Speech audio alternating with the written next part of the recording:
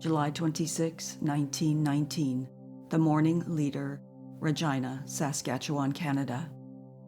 The end of the Red Baron, Germany's leading ace. How noted enemy aviator Baron von Richthofen was killed trying to get Captain W.R. May, who flies at the fair. It was in February of 1916 that Wilfred R. May, then a student of Alberta College South, enlisted in the 202nd Battalion. When the battalion was broken up in England, he enlisted in the Flying Corps, received his commission, and reached France a fully trained airman in March 1918. His first flight across the lines took place April 21, 1918. Lieutenant May, the green man of the formation, had been told by the flight commander, Captain Roy Brown, to keep out of trouble, to watch his step, and not get mixed up in any dogfight for the first few times. When the 11 Bentley Camel biplanes sailed away into the crystal air of that bright April morning, he had no thought that he was about to make history. In his own words, he says, he was very easy in keeping formation, for to lag behind when over enemy lines is to get out of luck. They reached the height of about 15,000 feet and had gone about 10 miles over when the flight commander, who had sighted a formation of 40 or 50 German planes, began to dive. Lieutenant May found himself right over a German plane, a gaily painted purple and silver one, and he thought it would be a favorable opportunity to try a shot. The Hun plane dived and twisted and turned lower, while Lieutenant May, forgetting the good advice of his flight commander, gave pursuit, firing round after round. Suddenly, he found himself in the thick of the German formation. The whole air was full of triplanes, painted and striped and spotted with every gaudy color. Lieutenant May, of course, had heard of the Red Baron and his circus, which was the name given to Baron Richthofen's following of airmen, the very flower of the German Air Force. But there was not time to think of anything now, for the air sang with bullets and reeked with black smoke of the traces. The machines were above, below, beside, and under him, and as he twisted and dived, it seemed as if they would surely crash into him. Out of the confusion suddenly shot one plane, which came directly towards him, his bullets going just over Lieutenant May's machine. Two planes, going at the rate of 120 miles an hour, do not take long to meet when they are headed straight for each other. When they met, by the narrowest margin a collision was averted, and Lieutenant May was able to put a few rounds into his enemy. He does not know how many, but it served, and the Hun plane, turning dizzily around and around, began its last swift journey to destruction. At that, the whole circus seemed to come alive like a host of angry wasps. This red-nosed camel became the target for all of their guns. There was no rule of mercy or fair play or one at a time. It was a race to see who would do the killing. Lieutenant May was, however, a hard man to catch. He made a short racetrack for himself in the center of the mob and, pressing his finger on the button that fires the guns, he sprayed the whole company with bullets, circling around and around, the one thought to silence the guns of his attacking enemies. In his excitement, he forgot that continuous firing would jam his guns. It was not a time for remembering anything or thinking of anything. It seemed like hours of firing and dodging and twisting.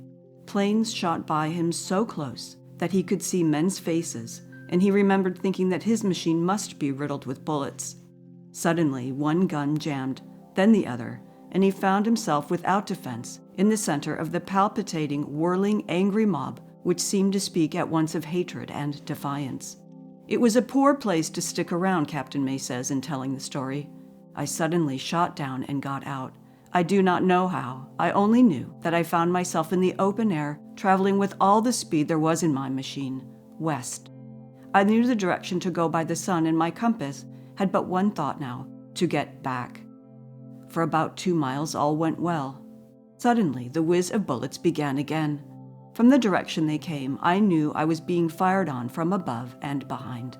The bullets, with their line of blue-black smoke, streaked the air, beside and ahead of me, passing altogether too close to me to be comfortable. I wheeled to get out of their way and, twisting my head, saw a red triplane in close pursuit. I could not go any faster. My only hope of safety was in changing my course so often that he could not train his guns on me. But twists take time, and the Red Plane gained on me. I had heard about the Red Baron, of course, everyone had.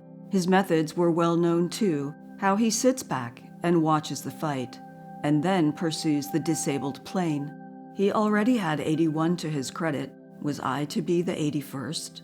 I kept coming lower and lower, edging west at every opportunity, until I could not go any lower.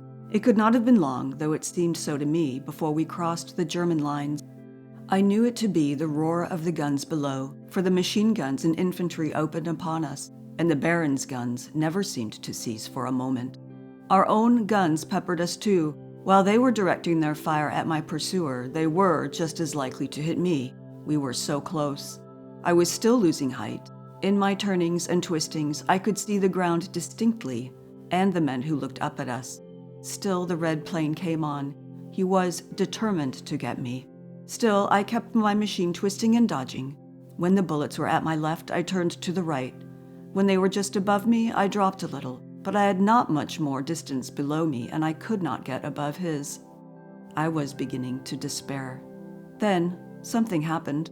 Watching over my shoulder, I saw something wonderful. I could not believe it. The Red Plane rolled drunkenly, twisted and tumbled, and fell to the ground with a great crash and cloud of dust as it smashed into the plowed field. I wheeled around to see what had happened. Crowds of men came running and swarming around the broken plane. There came up beside me my flight commander, Captain Roy Brown. I guess I was pretty nearly all in, I didn't know, but he led me the way to the aerodrome. When we got there, Captain Brown told me he had seen the Red Devil chasing me and followed. So intent was the Red One on my destruction that he did not notice that he too was being pursued. In about an hour, we heard for sure that it was the Red Baron. He had been shot through the heart and instantly killed. The bullet had entered his shoulder and went down through his heart, thus establishing beyond a doubt that it came from above and was fired by Captain Brown. Captain May, who in his first flight over the lines was thus able to baffle the greatest airman of the German army, afterwards won Distinguished Flying Cross and was promoted to flight commander. He has 13 planes to his credit